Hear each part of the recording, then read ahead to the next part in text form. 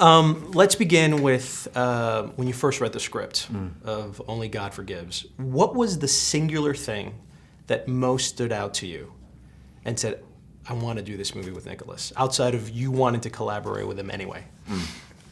Well, I think it was strange because there was dialogue in it. And then I called him and I said, but there's dialogue. He said, no, we're gonna cut all that out. And then I was like reassured that he hadn't lost his mind or something. So that's one thing that after everybody saw Drive, and now that everybody's seen Only God Forgives, at least in Europe, there's this, I guess, reputation that you're building with the audience that you're this brooding character who's emotionless and doesn't really show a lot of emotion in these two particular films. You know, you don't speak very much. Your face doesn't really tell a whole story in terms of like exaggerated, like what we've usually seen from actors. Is this deliberate on your part? Does he tell you to do this, or do you bring this to the table of these characters that you want to play?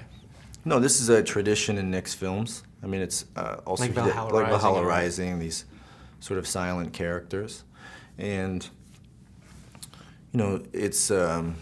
I think especially in this film, it's more like it's almost like a video game. You know? Right. Where like the character is more of an avatar for the audience or for the person experiencing it. So it's not the same as when you play a regular film where you have like you're not telling the story. You know, you just the. It's like in Drive. If I was the driver in this, I'm just the car. You know? Right. What do you enjoy playing more? The crazy love, stupid, sort of role, or these types of roles that you're doing with Nicholas? You derive the most amount of joy? Well, I don't know. I think, you know, doing the comedy was really fun, and I'd never made one before. But, you know, this is it's nice to be able to have these different experiences. And, you know, I've done, only these two films where I haven't really spoken. So it was kind of an experiment. Right. And, you know, it's nice to be able to have like opportunities to experiment in that way. The movie was dedicated to Alejandro Jodorowsky, the Chilean director. Have you seen any of his films? Yeah, of course. Which is your favorite? Santa Sangria. El Topo coming in at a close second. Yeah. Which one's your favorite? Holy Mountain. Yeah. It's probably my favorite one. All right, well.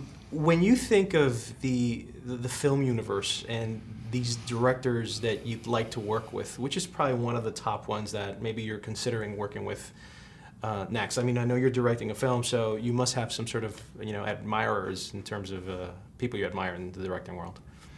I mean, there's so many, there's a lot of great directors I'd love to make films with.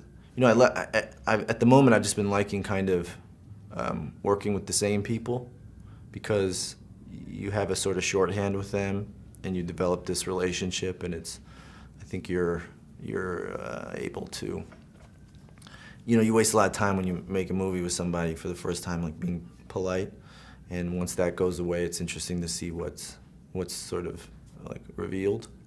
My final question, in terms of movies I should rent this weekend, I want to rent 3 DVDs. Can Ryan Gosling recommend 3 favorite films of his that I should be watching on DVD this weekend? Okay, but you like Holy Mountain. I do, but let's pick a classic, maybe pick a modern one, and maybe a recent one you've seen recently. Is this like you can't go, like you want to have a nice Anything time? you want. You're like, what, are you going to like? Yeah. Okay. Well, I don't know. I just saw Paper Moon again last night.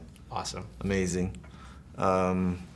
And what's another good one?